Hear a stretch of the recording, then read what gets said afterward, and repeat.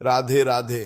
जब भी हमारे घर में तुलसी जी सूख जाए तो कुछ डंठल तुलसी जी के उतार कर अपने घर में रख लेना चाहिए। जैसे हम लोग सोना चांदी रखते हैं ना, ऐसे ही तुलसी जी की सूखी लकड़ी भी हमको रखनी चाहिए। जी हाँ, ये इतनी कीमती होती है। तभी तो शास्त्र कहते हैं कि पत्रम पुष्पम फलम मूलम तुलसी संभवम सर्वम पावनम मृत्यु का अधिकम। यानी उसकी मिट्टी भी पावन है, उसका पत्र भी पावन है, उसका छिलका भी पावन है, उसका फूल भी पावन है, उसका डंठल भी पावन है। सब कुछ तुलसी जी का पावन माना गया है। अब देखिए, जैसे अमावस्या तिथि को, संक्रांति को, पूर्णिमा को या फिर ग्रहण काल हो गया तो इस समय तुलसी पत्र नहीं तोड़ना चाहिए। तो लोग पूछते हैं कि हमारी पूजा में हम लोग तुलसी पत्र रोज चढ़ाने का नियम रखते हैं, तो हम क्या करें?